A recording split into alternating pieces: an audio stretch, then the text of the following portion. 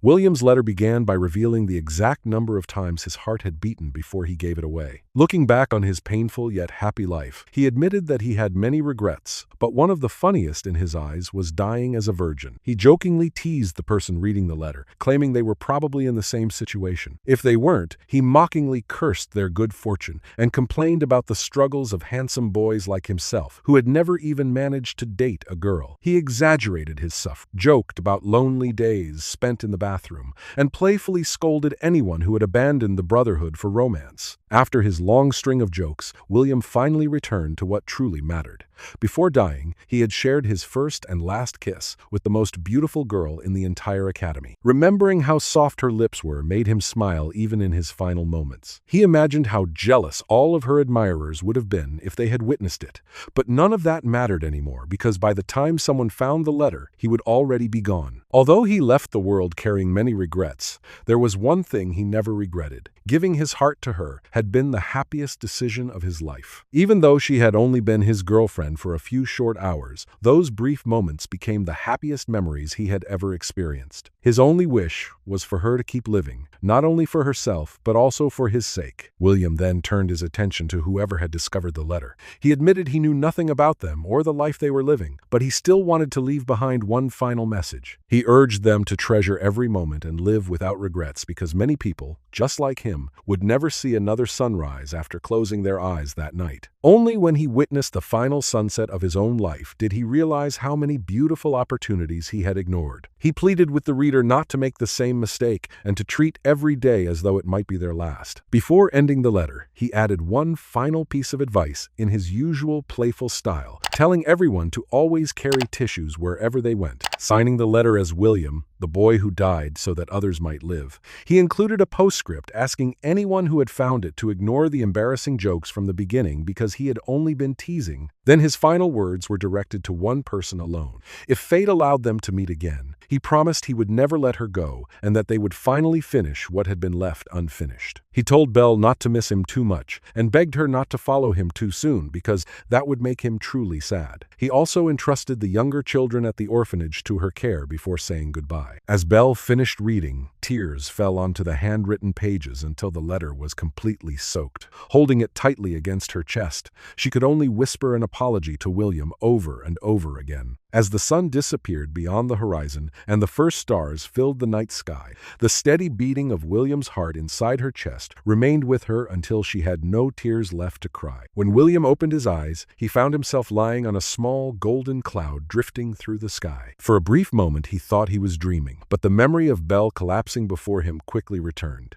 He instinctively placed a hand over his chest, only to realize there was no heartbeat. At that moment he accepted the truth: he was dead. Sitting cross-legged on the cloud, William quietly reflected on his life. Happy memories, painful moments, and regrets passed through his mind one after another. In the end, Belle's face remained in his thoughts. He couldn't stop wondering whether the surgery had succeeded, whether the doctors had arrived in time, and whether the hospital director had kept his promise. No matter how much he worried, he knew those answers were now beyond his reach. All he could do was hope that Belle was safe. Looking ahead, William noticed a glowing golden portal waiting before him. Throughout his life, he had never believed in God, because he felt God had never helped him. He didn't believe in heaven or hell either. The only thing he truly believed in was reincarnation, an idea shaped by the countless novels he had read during his long stays in the hospital. Even then, he couldn't help muttering that if he actually met God and discovered Belle had died as well, he would punch him without hesitation. The golden cloud carried him straight into the portal. On the other side, William found himself staring into a breathtaking universe filled with endless stars, planets, and distant galaxies. Before he could fully understand what he was seeing,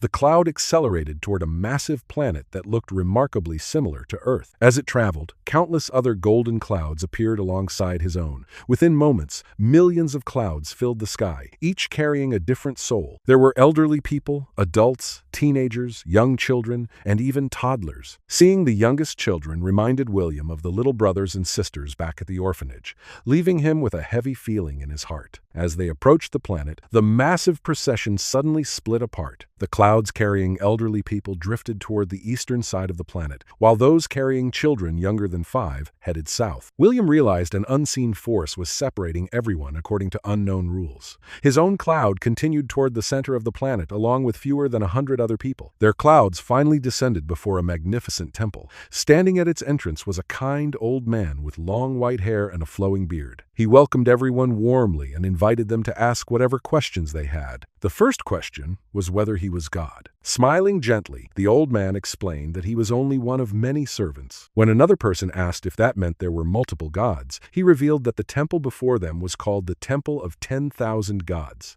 The name was only symbolic because the true number of gods was unknown. Over countless ages, new gods had been born while many others had disappeared. When someone questioned how there could be so many gods instead of one true deity, the old man explained that every world could have its own god. More importantly, gods were born from the beliefs of people. The stronger the faith they received, the stronger they became. But once a god was completely forgotten, that god ceased to exist. He then revealed why everyone had been brought there. Before entering the cycle of reincarnation, each of them would be allowed to choose a patron god. A nerdy young man immediately compared the situation to the light novels he had read, guessing they would receive powerful abilities, artifacts, or blessings for their next life. The old man confirmed that every god possessed different specialties and rewarded their followers accordingly. Finally, he explained that everyone standing before the temple had been personally noticed by the gods because of something they had accomplished during their previous lives. With no more questions remaining, the old man opened the enormous gates and welcomed them into the Temple of 10,000 Gods. After entering the Temple of 10,000 Gods, William expected something solemn. Instead, he found himself in what looked like a lively marketplace. Stalls lined the streets while handsome men and beautiful women enthusiastically called out to every newcomer with shamelessly cheesy pickup lines. The people who had arrived with William quickly wandered toward the merchants, drawn in by their flattery. Some of the merchants even argued among themselves, trying to steal customers from one another. Still trying to understand what was happening, William was approached by a cheerful, chubby man in elegant robes. Introducing himself as Gavin, the god of all trades, he confidently claimed to be the greatest patron god in the entire temple and immediately asked William if he wanted to become the strongest man in the world. Before William could properly respond, an apple suddenly struck Gavin in the back of the head. A beautiful woman wearing a hat decorated with tiny apples stormed over, accusing him of lying to children. She introduced herself as Lulu, the apple goddess, and insisted that William should choose her instead. With a simple gesture, she pulled William through the air toward her stall. No matter how hard he struggled, he couldn't even move his own body. Once William reached her, Lulu enthusiastically introduced herself and asked if he knew the famous saying about apples.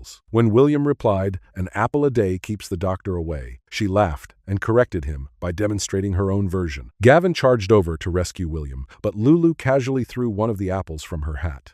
The tiny fruit expanded into a massive apple before crashing into Gavin and launching him hundreds of meters away. Smirking proudly, she declared that an apple a day kept everyone away if it was thrown hard enough. Lulu then tried persuading William to become her follower, promising that she could grant him the ability to grow apple trees anywhere, whether in deserts, frozen lands, underwater, or even inside his own body. Before he knew it, she had already produced a contract and placed a pen in his trembling hand, urging him to sign immediately. Fortunately, Gavin returned just in time. He separated Lulu from William and reminded her that gods weren't allowed to force anyone into signing a contract. After reluctantly giving up, Lulu returned to her stall but reminded William that he was welcome to come back if he changed his mind. Gavin then offered to show William around the bazaar while explaining how gods actually worked. He revealed that there were 3 categories of gods. The primordial gods were ancient beings born alongside the multiverse, including gods of elemental forces like fire, water, earth, wind, and lightning. The personification gods were born from emotions or professions, such as the gods of fear, lust, pride, war, blacksmiths, hunters, music, and art. Finally, there were the new generation gods, newly born deities created from more modern beliefs. To demonstrate, Gavin led William toward one of the busiest stalls in the temple. A massive line had formed before an adorable pink-haired girl named Lily, who looked no older than 12. She happily greeted each visitor,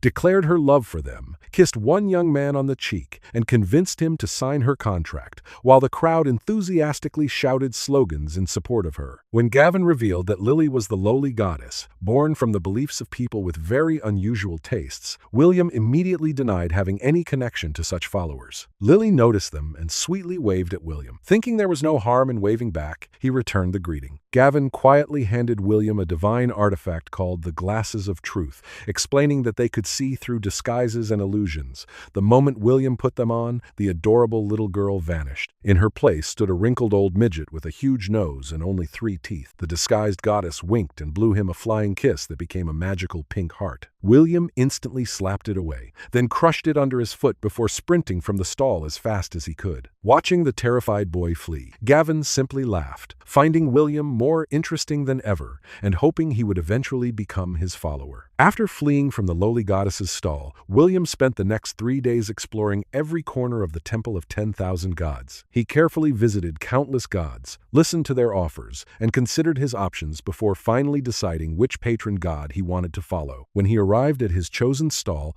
a beautiful cat-eared girl happily welcomed him, confident that he had made the right choice. Standing behind her was the god William had selected, the harem god. Gavin, the god of all trades, accompanied William to the stall despite being disappointed that William hadn't chosen him. Even so, he respected William's decision and stayed by his side until the contract would be signed. The harem god's stall was by far the busiest in the temple. More than 500 men were lined up, each eager to become his follower.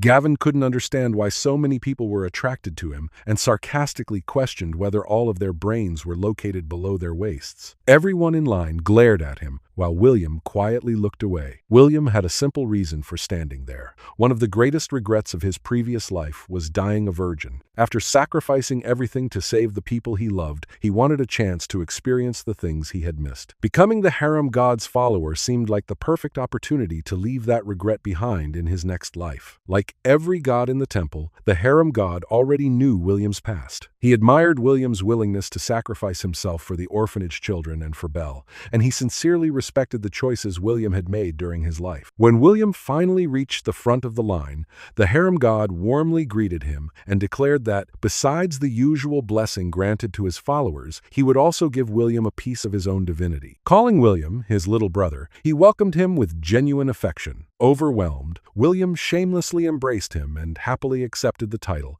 while Gavin watched with an expression of regret. The harem god then attempted to summon a contract so William could officially become his follower. To his surprise, nothing appeared. After trying again without success, he awkwardly contacted customer service to find out what had gone wrong. The answer left everyone stunned. The divine system informed him that he had already reached the maximum number of followers allowed. No additional contracts could ever be issued for him, and the rules couldn't be broken. William felt crushed. After waiting so long to reach the front of the line, he had lost his chance at the very last moment. Gavin, however, quickly realized what had happened and secretly felt a spark of hope that William might still become his follower instead. The harem god sincerely apologized to William, but then made an unexpected decision. Even without a contract, he insisted on giving William a piece of his divinity. Gavin was completely shocked. A divine blessing from a contract was valuable enough, but a god's divinity was on an entirely different level and far more powerful. The harem god handed William a chess piece shaped like a king and introduced himself as Brother Issei. Following his instructions, William placed the king against his chest.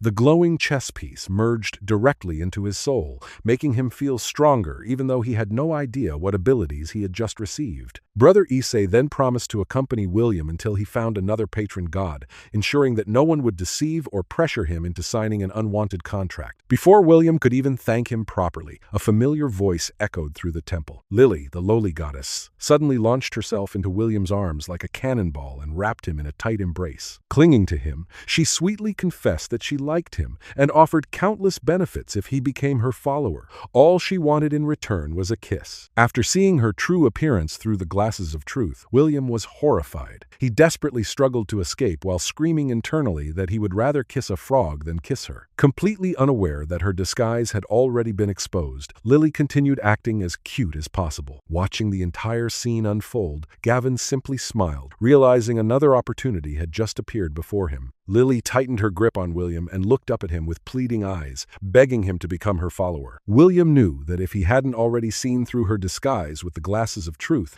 he might have actually fallen for her innocent appearance. But now, all he wanted was to escape. He desperately refused, but Lily only became more persistent. Even Brother Issei unexpectedly encouraged William to choose her, saying that several of his own lovers were lawless and praising their loyalty and cuteness. Lily eagerly agreed, even joking that jail was just another room and that everything would be fine as long as nobody found out. Realizing that even his sworn brother had sided with the lowly goddess, William turned toward the only god who had consistently supported him since arriving at the temple. In complete desperation, he begged Gavin to save him. Gavin simply smiled and claimed that William and Lily were a perfect match made in heaven, causing Lily to enthusiastically agree. As Lily continued clinging to him, William felt his body slowly growing numb. Whether it was fear or the overwhelming divine aura surrounding the goddess, he could no longer tell. Left with no other choice, he shouted his final trump card. If Gavin rescued him, he promised to become Gavin's follower. Lily froze in disbelief. Never before had someone rejected her so completely that they willingly chose another god just to escape her embrace. Gavin immediately stepped forward and pulled Lily away from William, finally freeing him. After catching his breath, William immediately declared that he would sign Gavin's contract. Instead of accepting immediately, Gavin hesitated. Although he desperately wanted William as his follower, he didn't want the decision to come from coercion. Feeling guilty for taking advantage of the situation, he suggested that they first sit down and enjoy a proper meal. Brother Issei agreed, sensing that something was bothering Gavin, while Lily insisted on tagging along. The four of them headed to the most famous restaurant in the temple, which was run by the god of cooking. The moment William tasted the food, he was overwhelmed by its incredible flavor. Every bite reminded him of the days he had gone hungry at the orphanage, often giving part of his own meals to his younger brothers and sisters so they wouldn't starve. Catching a glimpse of those memories, the three gods silently ordered even more dishes, allowing William to enjoy a feast unlike anything he had experienced in his previous life. After the meal, William finally asked the question that had been on his mind. What exactly was expected from a follower in exchange for a god's blessing? Before answering, Gavin decided to tell William everything about himself first. He wanted William to choose him willingly, not because of a promise made under pressure. He explained that, as the god of all trades, his blessing granted followers a 20% increase in experience whenever they leveled up a job class. It also awarded an extra skill point every time a job class advanced. William quickly understood the concept because of the role-playing games and novels he had enjoyed on Earth. However, he questioned whether such a blessing would matter if he were reincarnated into a world without monsters. Gavin smiled and explained that experience wasn't earned only by defeating monsters. Every world had its own rules, and people gained experience simply by living according to that world's way of life. Gavin then revealed his greatest blessing. Anyone who unlocked 10 different job classes could merge them into a single incredibly powerful class. However, he honestly admitted the drawback. Most people could only obtain 1 to 3 professions in their entire lives, while reaching 10 was usually possible only for long-lived races like elves. Even if William never achieved that requirement, the other blessings would still remain active. Satisfied by Gavin's honesty, William decided he didn't need to search any longer. Trusting the god completely, he agreed to become his follower. Gavin finally summoned the contract that had never appeared before and handed it to William. Unknown to William, Gavin had only one follower left, and a god without followers would eventually disappear. William's decision saved him. As soon as he signed the contract, a warm bond formed between them, filling William with a deep sense of comfort and security. After signing his contract, William felt a warm connection forming between himself and Gavin. It was unlike anything he had ever experienced, and he realized he had truly become the god of all trades follower. Lily, however, still pouted, insisting that he should have chosen her instead, but William quietly ignored her and asked Gavin whether it was finally time for his reincarnation. Gavin smiled and revealed that there was still one last gift waiting for him. He handed William a tiny object that looked strangely familiar. Gavin explained that it was something known on Earth as a CPU core, and that it was his personal gift. Although William had no idea what it could do, he instinctively felt it was something incredibly valuable and sincerely thanked Gavin. Not wanting to be left behind, Lily eagerly presented William with a lollipop as her own farewell gift. Gavin immediately objected, reminding her that William was now his follower, but Lily insisted she wasn't breaking any rules. Brother Issei agreed, explaining that it was extremely rare for Lily to give gifts to someone who wasn't her follower. Seeing no reason to refuse, William accepted the candy. Moments later, Both the CPU core and the lollipop floated into the air before merging directly into his chest. A wave of divine energy flooded his soul, leaving him dizzy for several minutes. After recovering, William thanked Gavin, Issei, and Lily once more before they escorted him to the cycle of reincarnation. There, countless portals floated throughout a star-filled sky, each leading to a different world. Looking at the endless gateways, William couldn't decide where to begin. Brother Issei suggested that the golden portal would be the best choice, while Lily argued that the silver portal would give William more room to grow instead of making his next life too easy. Curious about the difference between the portals, William asked for an explanation, but all three gods firmly refused. The rules prevented them from revealing any information. Even so, William realized their opinions had already given him a useful hint. While he was considering his decision, an elderly man in white robes stepped out of one of the golden portals carrying a wooden staff. The old man, named David, recognized Gavin, Issei, and Lily, and jokingly asked whether they had come to welcome him back. His attention soon shifted to William, and after examining him closely, he looked completely astonished. Before he could reveal the reason, Gavin and Issei hurriedly covered his mouth and dragged him away, while Lily distracted William with casual conversation. Away from William, the three gods desperately warned David to keep quiet. They didn't want the other gods learning about William's unusually gifted soul. David agreed, but made a proposal of his own. Without giving William another divinity, he wanted to make the boy his disciple by leaving him something else instead. After a brief discussion, the others reluctantly accepted. Returning to William, David introduced himself properly and asked whether the boy had chosen a destination. William confidently pointed toward the silver portal. David praised his decision before handing William his wooden staff as a keepsake. When William hesitated, believing it was the old man's walking stick, David casually produced another identical staff and insisted he accept it. As William floated toward the silver portal, he stopped to bow one last time, thanking the four gods for everything they had done. Gavin gave him one final piece of advice, telling him to cherish every sunrise, every sunset, and every beautiful moment in his new life. William smiled, promised he would, and turned toward the portal. Then, without warning, a truck suddenly burst out of a nearby portal. Before anyone could react, it slammed directly into William, launching his soul away from the silver portal and straight into a distant red one. The four gods stood frozen in disbelief as William disappeared. A moment later, the truck transformed into a 10-meter-tall robot and innocently wondered if it had just hit someone. Gavin instantly exploded with rage, roaring that he was going to dismantle Truckcon himself. Outside a delivery room, the elf Theoden paced back and forth in obvious panic while waiting for his grandchild to be born. His wife Erin repeatedly told him to calm down, reminding him that childbirth took time and that worrying wouldn't help. Theoden admitted he was terrified for both his daughter and the baby, while Erin tried to reassure him despite sharing the same anxiety. Nearby, a red-haired man stood silently with his arms crossed and his eyes closed, calmly waiting without saying a word. Inside the room, the labor had already lasted for more than 3 exhausting hours. The beautiful elf Arwen struggled to push through the pain while the midwife encouraged her to keep going. Driven only by her determination to meet her child, Arwen gave one final push, and her baby was finally born. The midwife was ready to congratulate Arwen on giving birth to a healthy baby boy, but something immediately felt wrong. The newborn didn't cry. Fearing the worst, she quickly cleaned the infant with magic and carefully checked his breathing and heartbeat. For a terrifying moment, she thought the baby had died immediately after birth. Then she noticed his chest rise ever so slightly. He was alive, but his breathing was incredibly weak and labored. Hearing the midwife hesitate, Arwen anxiously asked whether something had happened to her child. Snapping out of her thoughts, the midwife presented the baby to his mother and congratulated her, but honestly admitted that the newborn was extremely weak. Ignoring everything else, Arwen gently embraced her son for the first time. The exhaustion from her long labor instantly faded as she looked at his tiny face. Smiling through tears, she softly teased that he looked like a little caterpillar before placing her hands on him and casting 2 healing spells. As the magic flowed into his fragile body,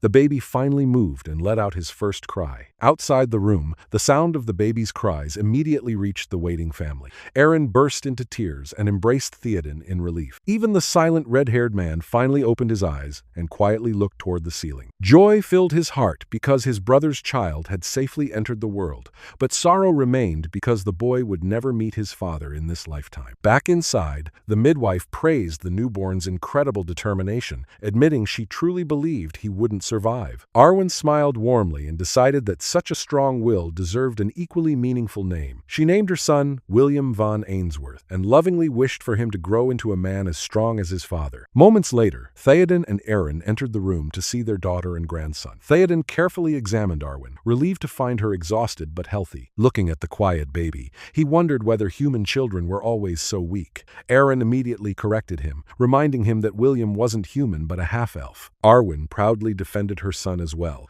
insisting he wasn't weak because only someone truly strong could have survived such a difficult birth. Satisfied that both mother and child were safe, Theoden and Aerin quietly left the room, allowing them to spend precious time together. Arwen gently fed her newborn while William instinctively drank his mother's milk with his eyes still closed. Deep within William's damaged consciousness, invisible words quietly appeared. Because Truck Kun had struck his soul before reincarnation, he couldn't see the messages himself. His hidden status quietly recorded the completion of his very first daily quest, drink milk. He received 5 experience points, becoming William von Ainsworth, a half-elf with 5 health, 10 mana, no job class, and the first steps of a brand new life already underway. Only 2 weeks after William's birth, the time came for the painful farewell his family had been dreading. Holding her son tightly in her arms, Arwen tearfully begged Morgan to look after him. Morgan gently refused to make a promise he couldn't keep. His own life was filled with danger, and William wouldn't be safe traveling with him. Instead, he assured Arwen that he would take the child to his hometown,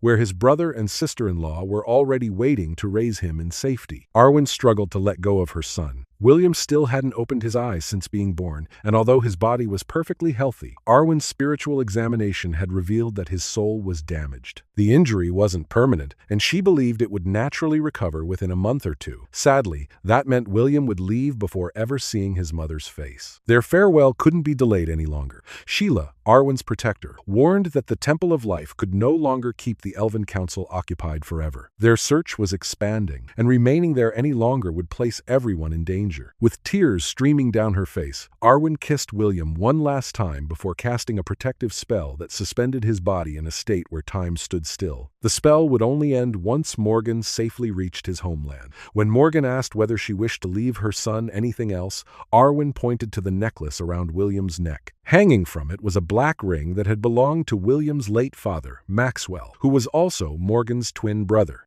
It would remain with William as a keepsake from the father he would never know. Morgan mounted his enormous manticore, a majestic beast with the body of a lion, the wings of a dragon, and the tail of a scorpion. Before departing, he encouraged Arwen to write letters to her son in the future, so William would always know that his mother loved him. Arwen silently promised herself she would do exactly that. As the manticore disappeared into the sky, she watched until her son vanished beyond the horizon, unable to hold back her tears. Far away on the western side of the southern continent, Morgan finally reached the small fiefdom of Lant. Rather than entering the city on his towering manticore, he landed outside the walls and instructed the beast not to hunt carelessly before sending it into the forest. Although he had once been exiled from the Helen Kingdom, Morgan knew no one could truly stop him from returning. Even so, he preferred to avoid unnecessary attention for the sake of his family. Without anyone noticing, Morgan entered the city and arrived at a familiar 3-story manor where his younger brother Mordred greeted him. The brothers exchanged a warm reunion after 4 years apart, with Mordred jokingly scolding Morgan for staying away so long. Their conversation was interrupted by Mordred's wife, Anna, who welcomed Morgan inside and proudly announced she had prepared his favorite dishes. The moment Anna noticed the sleeping baby, she immediately took William into her arms and kissed his forehead. After learning his name, she happily decided to call him Will. Without wasting another moment, she carried him inside to introduce him to someone else. Morgan and Mordred followed, only to find Anna talking to a fluffy goat. Treating it as though it fully understood her,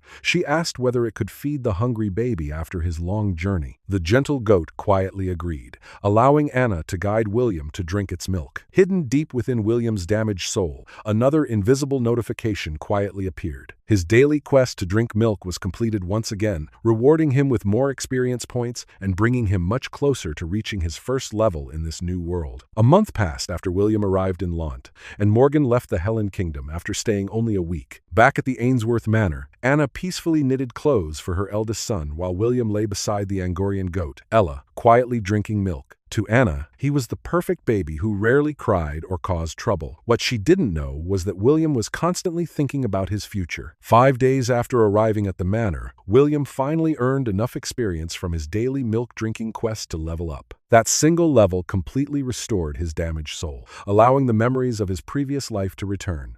When he first regained consciousness, he almost panicked, believing he had been reincarnated as a goat. Only after observing his surroundings for several days did he realize he had truly been reborn as a half-elf baby. His daily routine continued to reward him with experience. Every time he finished drinking, another quest was completed, slowly increasing his level. Once he had finished feeding, William affectionately thanked Ella, whom he had already begun calling Mama in his mind. He even tried asking her to take him outside, but the protective goat simply licked his forehead and refused. Unable to do much else, William opened his status page. He saw that he had already accumulated several unspent stat points, yet he still had no job class. Remembering the countless novels and RPGs from his previous life, he considered putting everything into intelligence and becoming a powerful magician. But another thought quickly stopped him. In too many stories, talented geniuses ended up becoming stepping stones for the real protagonist. Deciding that staying unnoticed was the safer strategy, William chose not to spend any of his stat points yet, believing patience would pay off later. A full year passed peacefully. William's world revolved around sleeping, drinking milk, crawling, and spending time with Ella, but he still gained 4 levels through his daily quests. His health, mana, and basic attributes naturally increased as he grew older, while Gavin's blessing appeared to provide additional bonuses. Even so, William remained frustrated that he still hadn't unlocked a job class. That night, after Anna tucked William into bed, Ella settled beside him as always. The goat had become fiercely protective, refusing to let anyone separate her from the child. Around midnight, William suddenly woke to a strange warmth against his chest. Looking down, he discovered that the black ring inherited from his father had begun glowing. The warmth intensified until a brilliant flash of light engulfed him. When the light disappeared, William was no longer in the safety of the manor. He found himself crawling across the cold stone floor of a dark cave. Thanks to his half-elf vision, he could clearly see the surroundings and the 3 goblins slowly approaching him. Frozen in terror, William desperately tried to crawl away, but his tiny 1-year-old body refused to move fast enough. The goblins charged with clubs raised high, intending to kill the helpless child. William could only cry out in fear. Before the clubs landed, Ella suddenly burst into the cave and rammed one goblin through the chest with her horns before kicking another into the cave wall. But she was hopelessly outnumbered. The 3rd goblin struck her from behind, and soon all 3 began mercilessly beating the brave goat. Blood poured from Ella's mouth as blow after blow shattered her body. Even while lying broken on the ground, she desperately called out for William to run. Crying helplessly, William watched as the goblins continued their assault. Then the wounded goblin staggered toward him, raised its club high, and brought it crashing down. A cry of pain echoed through the cave as fresh blood splattered across the ground. A sudden force blasted all 3 goblins away from William and Ella, knocking them unconscious and leaving the cave silent. William snapped out of his terror and crawled straight to Ella, ignoring the wooden staff floating nearby. He hugged her bloody head and cried for her, begging her not to leave him. Ella, barely alive, licked his cheek one last time before lowering her head as her strength faded. As William broke down, the floating wooden staff tapped his cheek. In panic and grief, he swatted it away, but the moment his hand touched it, a clear, ringing sound echoed in his mind and calmed him enough to think. A glowing message appeared, asking if he wanted to acquire the shepherd job class. Realizing this might save Ella, William immediately accepted. The system confirmed that he had become a shepherd and learned 3 skills: Way of the Shepherd, Bestow, and First Aid. William focused on first aid and discovered that it could heal creatures belonging to his herd. When he looked at Ella, her status appeared before him, showing she had only 5 hit points left out of 100. Without wasting a second, William touched her head and repeatedly cast first aid until his body grew heavy from mana depletion. Ella's wounds began to close. Her blood-stained fur became clean and fluffy again. Her broken legs snapped back into place, and her injured face returned to normal. She stood up and licked William's face, bringing him him back from despair. William hugged her tightly, grateful that his mama had survived. But the danger was not over. Two goblins regained consciousness, and Ella immediately stood between them and William. William checked his new skills and realized that Way of the Shepherd passively strengthened all creatures in his herd. Then he examined Bestow, a skill that added 10 points to all stats for 2 hours. Since he had available stat points, he put all 12 into intelligence to recover enough mana and support Ella. William activated Bestow, and Ella's body transformed. She grew from 1 meter tall to 1.5 meters, and her horns shone with a bloody red glow. Now, stronger and smarter, Ella charged toward the goblins before they could close in. The goblins rushed at her with clubs, believing they could defeat her again. But Ella suddenly accelerated, pierced one goblin through the chest, and killed it instantly. William gained experience. She then planted her front hooves on the ground and kicked the second goblin's head with her hind legs, shattering its skull before stomping on its face in rage. Ella then turned toward the last goblin, the one that had tried to kill William. It pretended to be unconscious, but Ella knew better. Sensing death, the goblin jumped up and ran. William quickly noticed that Ella had leveled up and unlocked a new skill called Quick Attack. He selected it and ordered Ella to use it before the goblin could escape and bring reinforcements. Ella shot forward like an arrow and impaled the fleeing goblin through the back, killing it. After confirming the threat was gone, she returned to William and licked his cheek. The goblin bodies soon dissolved into particles of light. Relieved and exhausted, William hugged Ella's neck and asked to go home. Using the appraisal ability he had unlocked after gaining his job class, he understood the black ring's function. Touching the ring, William and Ella vanished in a flash of light and returned safely to Mordred and Anna's bedroom. After surviving their near-death adventure, William and Ella quickly fell asleep from exhaustion. William only woke up when Anna began bathing him while he was still asleep. Seeing his unhappy reaction, Anna teased him gently, pinching his cheeks and asking if she had interrupted his sleep. William answered in baby sounds, clearly annoyed, but Anna only found him cuter. As she washed him, Anna tickled his armpits, and William unexpectedly giggled. His laughter woke Ella, but when the goat saw that Anna was taking care of him, she simply closed her eyes again. Even though William had healed her wounds, Ella was still tired after fighting the goblins. Once the bath was finished, Anna wrapped William in a clean cloth and placed him beside Ella so he could drink her milk. William had already gotten used to this daily routine, so he immediately drank from Mama Ella. A system notification appeared, confirming that his daily quest, Drink Milk, had been completed. This time, the reward was 6 experience points instead of the usual amount. William noticed the increase and realized it was probably because of Gavin's blessing. Gavin had said that after gaining a job class, William would receive a 20% increase in experience points. Although William was happy with the rewards from his first encounter with goblins, the thought of fighting them again still scared him. He had come from a peaceful world, and while he had read plenty of fantasy novels, actually facing monsters was completely different. He then thought about the ring hanging from his necklace. According to his appraisal, it was called the Ring of Conquest, an artifact that could bring its user into a recorded dungeon. The dungeon they had entered was called the Goblin Crypt, a grade D dungeon with 20 floors, mainly inhabited by goblins. Remembering the horrible creatures that almost killed him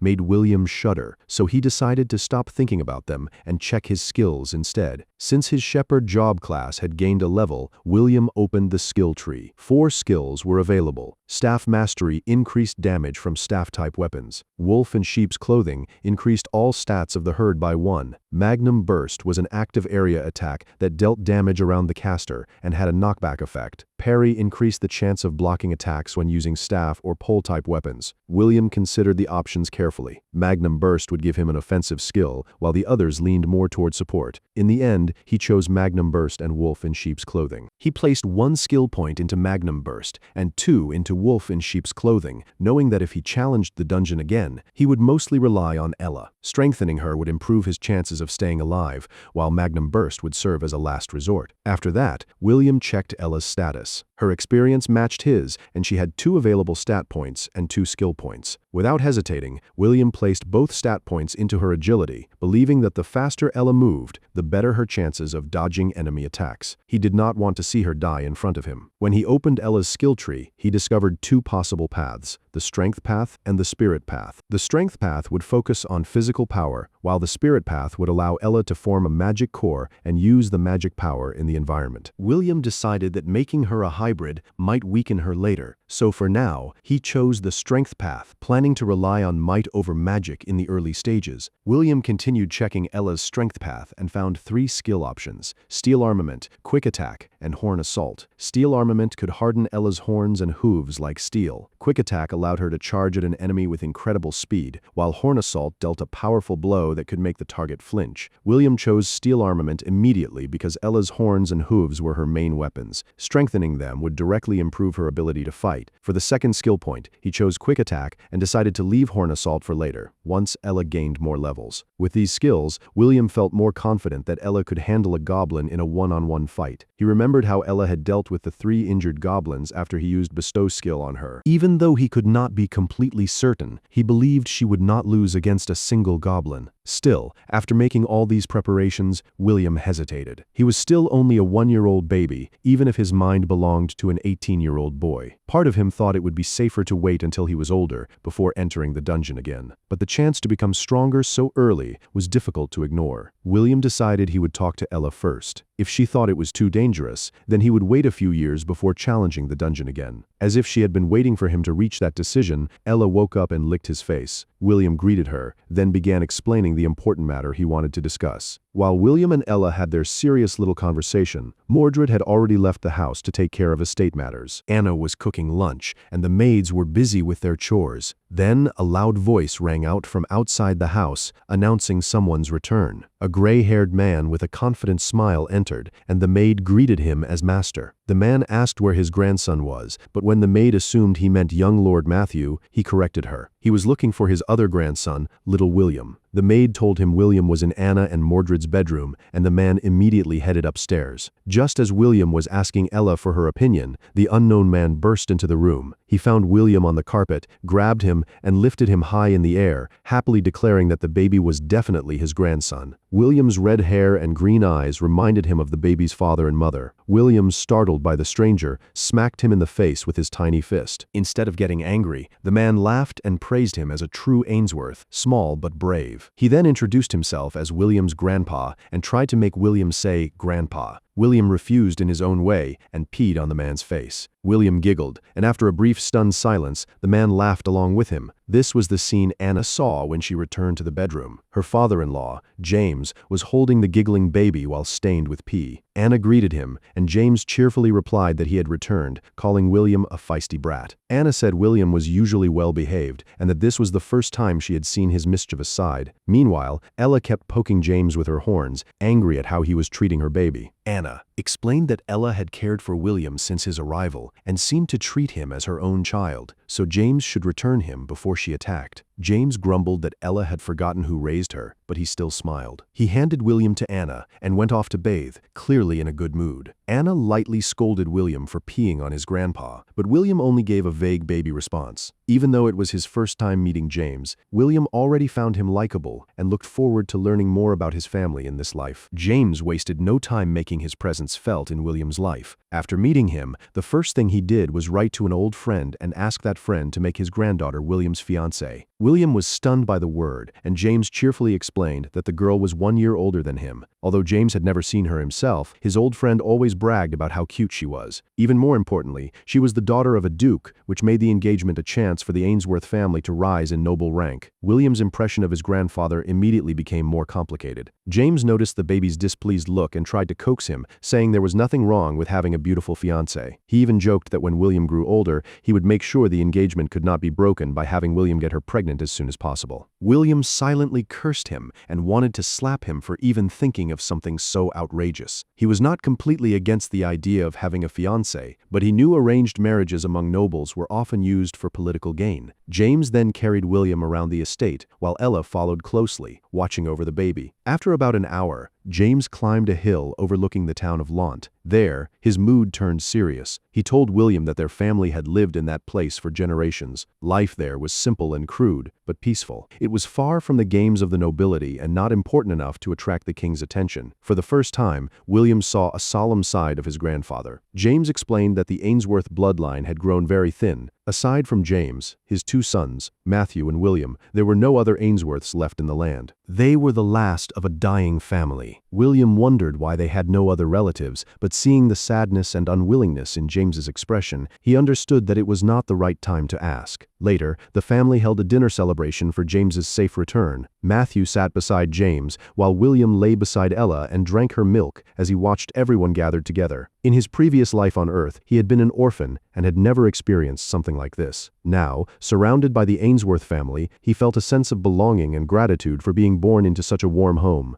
During his year at the Ainsworth residence, William had learned that his real mother was on the elven continent of Silvermoon. He had no memory of her face and only knew that they had been forced apart because of her circumstances. He also knew his father had died, though no one talked about how. William decided he would search for his mother and learn more about his father when he was older. That night, after being brought back to the bedroom, William spoke with Ella again. He asked if she wanted to return to the dungeon and whether she was afraid. Ella's replies made it clear that she wanted to become stronger. William agreed, but only on the condition that they would retreat immediately if things became dangerous. Once everyone was asleep, William held the ring on his necklace and activated it. A moment later, he and Ella appeared inside the familiar cavern of the Goblin Crypt. William cast Bestow, and Ella's body glowed as she grew larger. Her stats rose sharply, boosted further by William's passive skills, Way of the Shepherd and Wolf in sheep's clothing. William reminded Ella of their agreement. They would only fight up to 2 goblins at a time. Ella lowered herself so William could climb onto her back. The moment he mounted her, he felt strangely secure, as if he and Ella had become one. With his heart pounding from fear and anticipation, William urged Ella forward, and the baby and goat pair quietly moved deeper into the Goblin Crypt. 15 minutes after entering the dungeon, William and Ella found their first target, a lone goblin dancing strangely around a bonfire. To keep himself safe, William climbed down from Ella's back so she could fight freely. He ordered her to use steel armament, and her horns and hooves briefly glittered as the skill activated. Since the effect lasted for an hour, Ella's main weapons were now as hard as steel. William then told her to use quick attack. Ella charged so fast that her figure blurred, and in the next instant, the goblin was sent flying several meters away with a shriek. She rushed in and stomped its face repeatedly until the battle ended. William partly covered his eyes from the brutal scene, only lowering his hand when the system notification appeared. He had gained 60 experience points. Ella returned to his side triumphantly and licked his cheeks to show she was fine. William praised her, relieved and excited by how well she had handled the enemy. After defeating 2 more goblins, Ella gained another level. Since William and Ella's skill level were the same, they leveled up together, and William's Shepherd job class reached level 2. William immediately checked Ella's stat page and unlocked Horn Assault. Since she had an extra skill point, he placed that point into Horn Assault as well. For her 2 stat points, he put everything into Agility. His plan for Ella was simple: make her fast enough to attack and retreat safely. With Bestow and Wolf in sheep's clothing already boosting her stats, he did not feel the need to focus on strength yet. William also had new points from his own job level. Thanks to Gavin's blessing, he had gained an extra skill point, and he put all of them into Wolf in sheep's clothing. The skill rose to level 4, increasing all stats of the herd by 4. With Ella's boosted stats becoming even stronger, William's confidence grew. He had seen that it took her 4 attacks to kill a goblin, and after its death, the goblin's body turned into particles of light and disappeared. Even the blood vanished, as if absorbed by the dungeon floor. William looked around, wondering why there was no dropped loot. The pair continued hunting, but after half an hour, they had not found any more goblins. William wished the dungeon had a map, and the moment he thought of it, a floor layout appeared before him. Most of it was still covered in darkness, with only the areas they had already explored visible. Excited by this new feature, William wondered whether other systems existed too, even testing out cheat codes he remembered from games on Earth. He shouted one code after another, hoping something would happen, but nothing appeared. After the awkward silence that followed, William accepted that he would have to clear the dungeon normally. He climbed back onto Ella's back and used the map to navigate the cave more easily. While exploring, he discovered a stairway leading downward. He was tempted to move on to the next floor, but his completionist nature won out, and he decided to finish mapping the first floor before descending deeper into the Goblin Crypt. After another hour, they had cleared about 70% of the map. Then William noticed 2 red dots ahead of them. Ready for another fight, he ordered Ella to use quick attack, but quickly realized he had gotten ahead of himself. Ella lay down so he could dismount, and William crawled into a corner to hide. Ella charged toward the 2 goblins, but William was so focused on the battle that he failed to notice another red dot slowly creeping up behind him. As William focused on Ella's fight against the 2 goblins, the wooden staff suddenly appeared in front of him and blocked his view. William wondered what was wrong with it, and the staff immediately tapped the map on his screen, pointing to the red dot sneaking up behind him. William froze when he realized the enemy was almost at his location. In a panic, he grabbed the wooden staff with both hands and slowly looked back. 4 meters away, a goblin holding 2 wooden clubs growled at him. William cried out for Ella just as the goblin prepared to attack. A white blur shot past him and knocked the goblin away. Ella stood in front of William, ready to protect him, but the goblin she had hit was still alive. Worse, the 2 goblins she had been fighting earlier were mostly unharmed and were now heading toward them as well. William immediately decided to retreat. Ella bit his clothes and carried him away without hesitation. As she brought him to safety, William realized how careless he had been. He had become overconfident because of Ella's new skills and the dungeon map, thinking they could handle anything. But this was still a dungeon, and monsters could appear anywhere at any time. If the staff had not warned him, he might have been killed. When Ella finally put him down, she scolded him fiercely. William apologized and promised to be more careful in the future. Only after nagging him for 5 minutes did Ella finally calm down. Still, their problem remained. If they did not hunt goblins, they could not gain experience. Without experience, they could not level up. But after what happened, Ella refused to leave William's side. William tried to think of a solution. He wondered if the dungeon had a safe zone, but after checking the map, he found nothing like that in the areas they had explored. Then he remembered something important. Since everything so far resembled a game, there might be a system to help him. He closed his eyes and called for it. In the darkness, a bright light appeared. William moved toward it and found 3 altars, each holding one of the gifts given to him by the 3 gods before reincarnation: a chess piece, a CPU core, and a lollipop. He did not know what the chess piece or lollipop could do, so he went straight to the CPU core. The moment he touched it, light surrounded him and a notification appeared, saying the system had been activated and was identifying the host. But the activation failed. The system displayed an error, saying William had not met the minimum requirement to open it. When he used appraisal on the CPU core, he learned that the activation requirement was job level 10. Since he was only job level 2, he needed 8 more levels before he could use it. William opened his eyes and sighed. He really did have a system, but he could not access it yet. Determined to activate it no matter what, he decided to leave the dungeon for now. He activated the ring and returned to the living room with Ella. Even though the exploration ended early, William had still gained a level and learned more about Gavin's gift. What he did not know was that the 3 items in his sea of consciousness were divinities, also called God's essence, powers capable of affecting the laws of the world, though they came with restrictions. The next morning, after Mordred and Anna left the room, William began experimenting. He summoned the wooden staff, and it hovered in front of him. When he ordered it to use Magnum Burst, the staff tapped the floor and released a blast of air that pushed Ella back several meters, scattering nearby carpets and a chair. William checked Ella's status immediately, but her HP remained full, making him suspect the skill did not harm allies. Wanting a proper target, William asked Ella to carry him outside. Ella lowered herself, and once William mounted her, he again felt as if they had become one. As they left the room,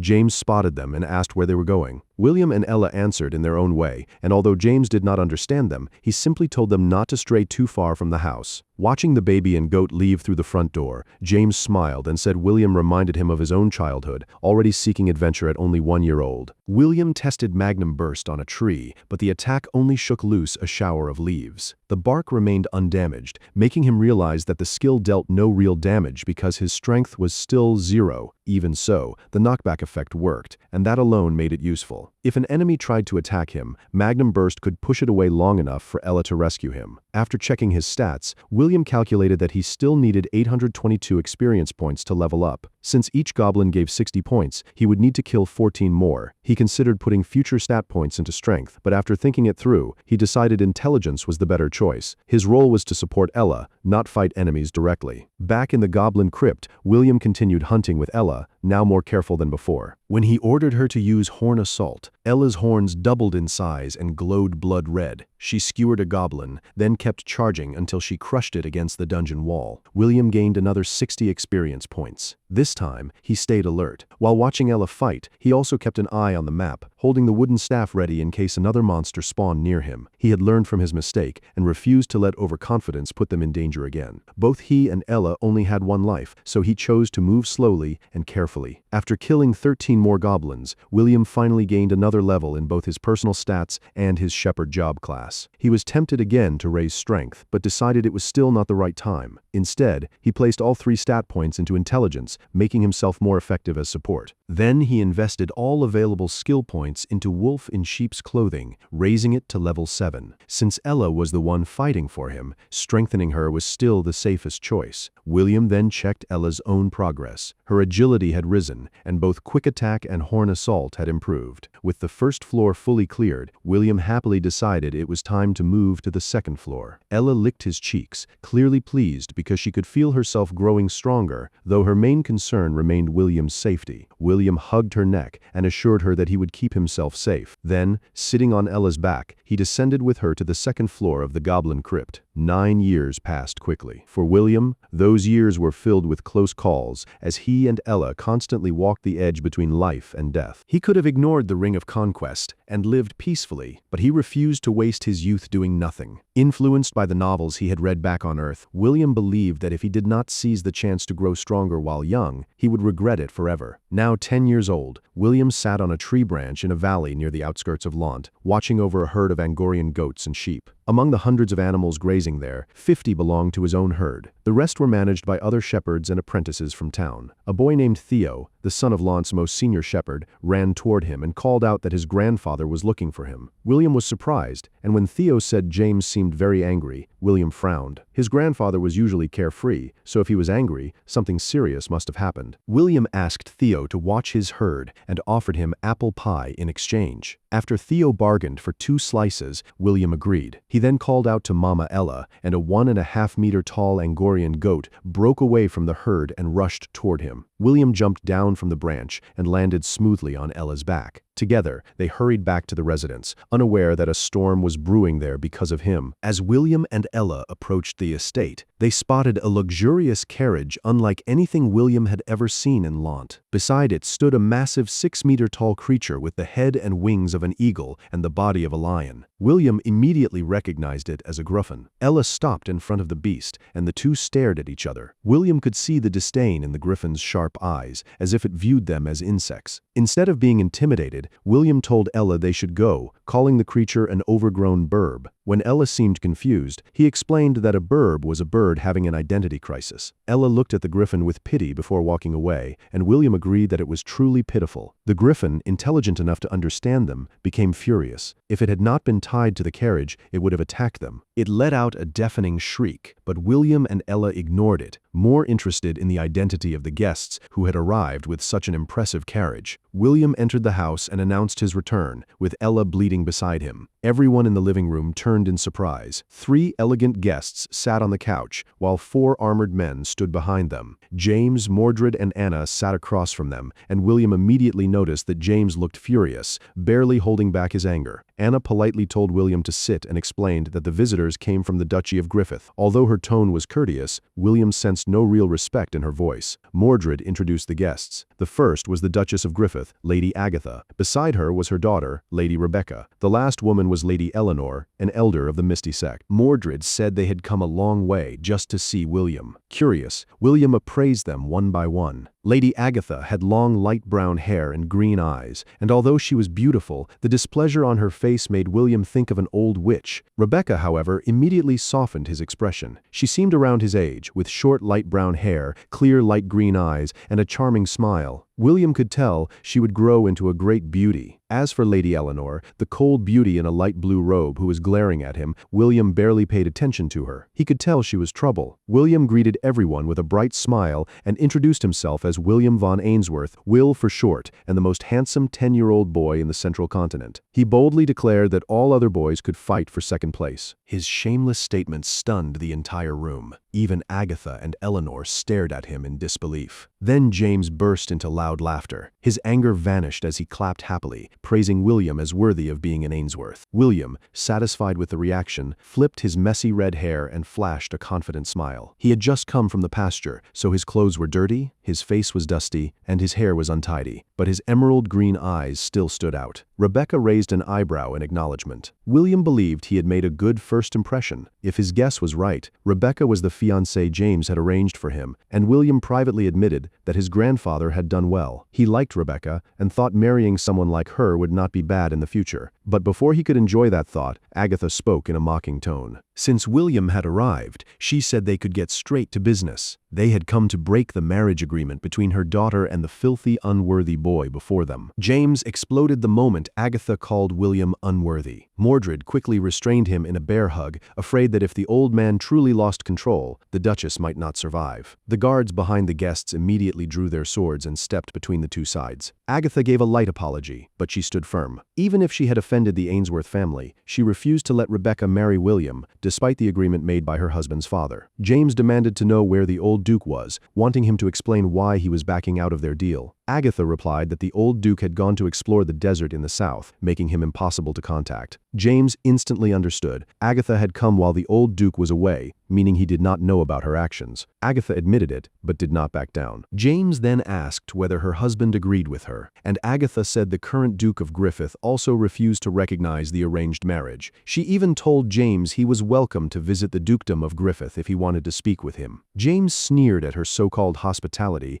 and threatened to bring the Red Plague with him when he visited. At those words, both Agatha and Eleanor's expressions changed. They knew James was serious, and even if the chance of the Red Plague returning to their kingdom was low, neither of them could ignore the danger. James then turned his anger toward Eleanor and the Misty Sect, warning that he could visit their ice mountain as well. Before things could worsen, William patted James's arm and told him to calm down, saying he was being rude to their guests. James snapped that he was doing this for William, but William assured him that he would handle the matter. He asked Anna to take James to his room, saying it was not worth risking a heart attack. Anna agreed, deliberately calling the guests pests before correcting herself. James left in anger, and Mordred motioned for William to sit beside him. With the immediate danger gone, the guards put away their swords. William calmly addressed Agatha and Eleanor, confirming that they had come to break the marriage agreement and asking for their reason. Eleanor answered that Rebecca was a genius born only once every 200 years. As her master, she could not allow her disciple to marry a nobody. William nodded and said he understood. Eleanor was surprised, asking if he agreed that he was unworthy of Rebecca. William corrected her. He understood her reasoning, but he did not agree with it. Since they had come to cancel the engagement, he asked whether they had prepared proper compensation. Agatha began to realize that the dirty boy in front of her was not as simple as he looked. His attitude did not feel like that of an ordinary 10-year-old, and he acted as if the marriage agreement was not a major concern to him. When she asked what he meant, William explained that if they wanted to break the agreement, they should have brought suitable compensation to make the Ainsworth family accept. Agatha assumed he wanted gold, but William immediately rejected the idea and asked if she thought they were poor. Everyone silently believed the answer was yes, including Mordred, who could only support his nephew's act while inwardly admitting their poverty. Then William suddenly pretended to remember his manners. He called for Aunt Helen and asked her to serve tea to their guests,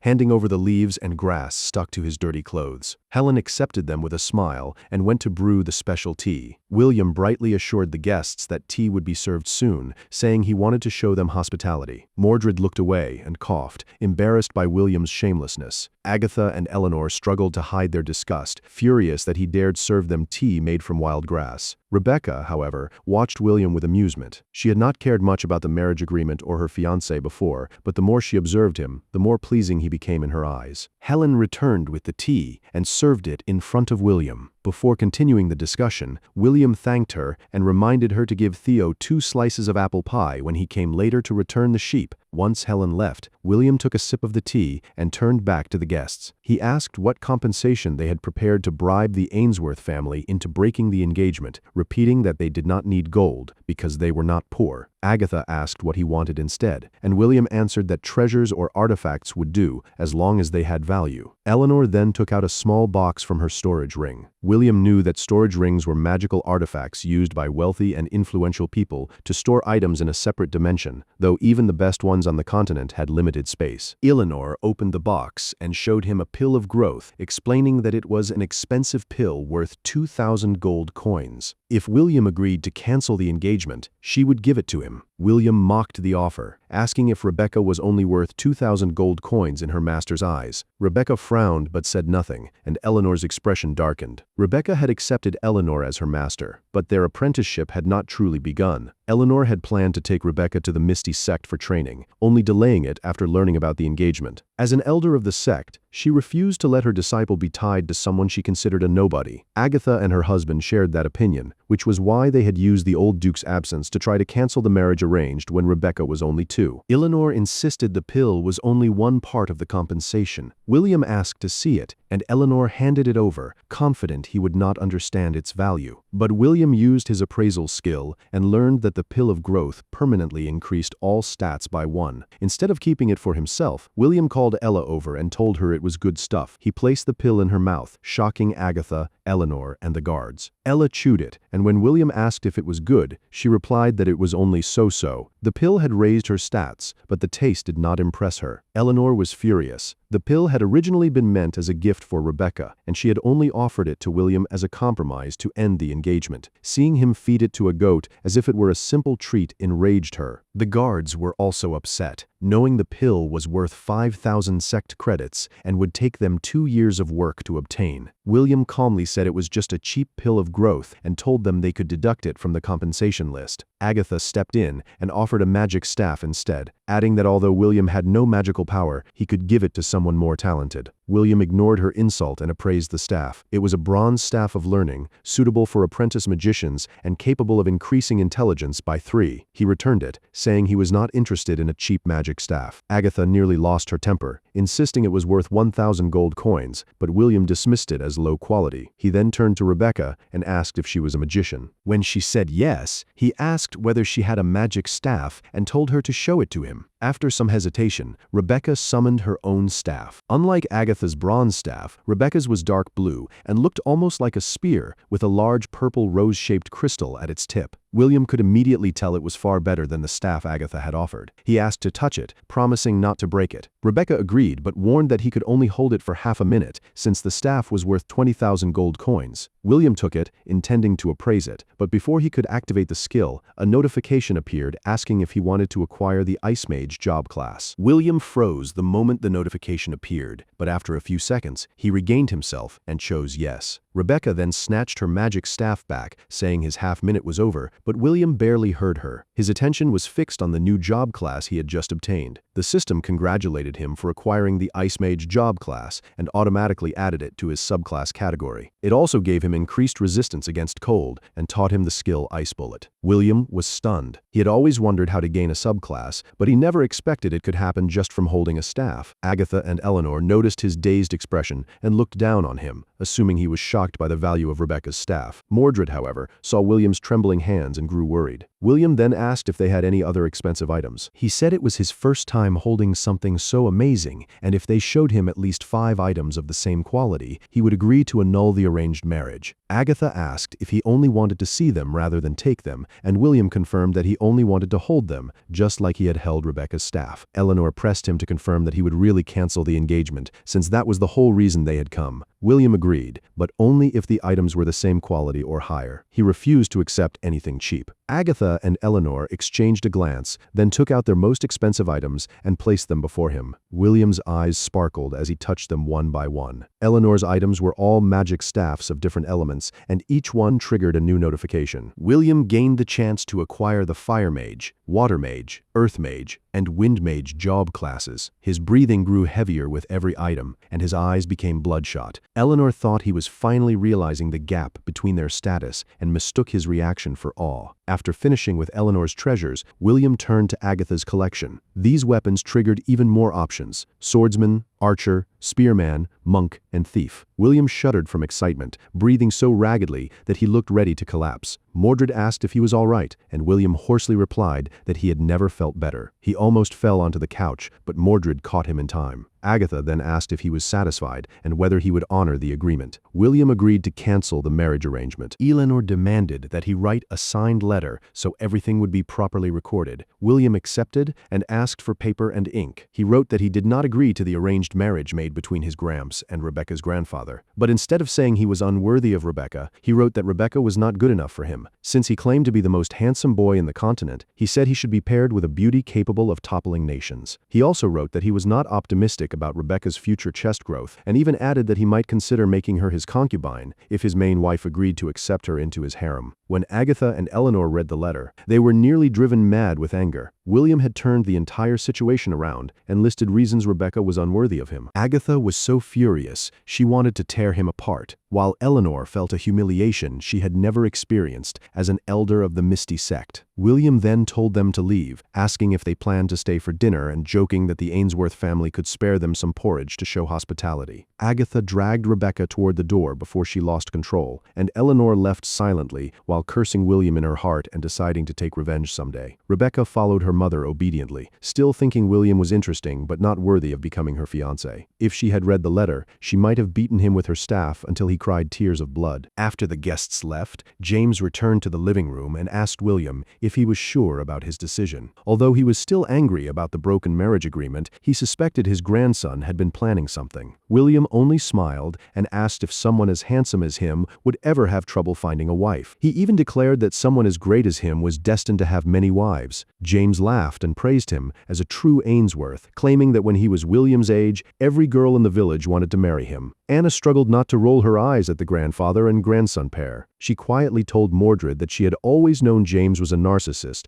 but she had not expected William to grow up the same way. Mordred simply sighed and drank his tea, already used to this habit from his father. James then cursed Agatha and her husband, saying they would regret breaking the agreement. He was sure the old Duke would suffer a shock once he learned that his family had canceled the arrangement. Still, James could not understand why William had asked Agatha and Eleanor to show him rare weapons, especially ones that could sell for over 1,000 gold coins. When James asked, Anna and Mordred also listened closely. William smiled and opened his hand. A small ice cube appeared above his palm, then vanished and turned into a tiny flame. The flame changed into a floating water orb, then a gentle breeze filled the room. Finally, a piece of rock hovered above his palm before disappearing. James, Mordred, and Anna were stunned. William explained that he had the ability to learn the powers of other professions as long as he held something belonging to that profession. However, he could not instantly master those powers. Like any apprentice, he had to start from the beginning and raise each job class properly. James asked if William had an affinity with lightning, but William said he had no affinity with any element. His ability depended on holding an artifact or weapon related to a particular profession. After hearing this, James and Mordred exchanged a glance, and James hurried out of the room. Mordred warned William not to tell anyone else about this ability and urged him to keep it secret. William replied that he had only revealed it because everyone present was family. If he could not trust his own family, then he had no one to trust. Though it was a risk, William believed the Ainsworths would protect his secret. In his previous life, he had been an orphan and never knew what it meant to have a family, so he chose to place his trust in them. Mordred was touched by his sincerity, and Anna looked at William with affection. A few minutes later, James returned carrying a long, intricately designed wooden box covered in symbols William could not read. When James opened it, purple light flashed, and tendrils of lightning writhed in the air. Inside was a spear named Stormcaller, the weapon of their great ancestor, Claude von Ainsworth. The spear was 6 feet long, with a black handle marked by a golden lightning streak and a purple blade that clearly marked it as no ordinary weapon. James urged William to hold it, wanting to see if he could harness its power and whether the Ainsworth family prophecy would come true in his generation. William reached out and gripped the spear. Purple lightning crawled over his hand, but instead of hurting him, it only tickled. Then a system notification appeared. Stormcaller could unlock a prestige class, but William had not met the requirements. To unlock it, he needed to reach job level 40 in 2 job classes. For now, he was unable to acquire the prestige class, Disciple of Thunder.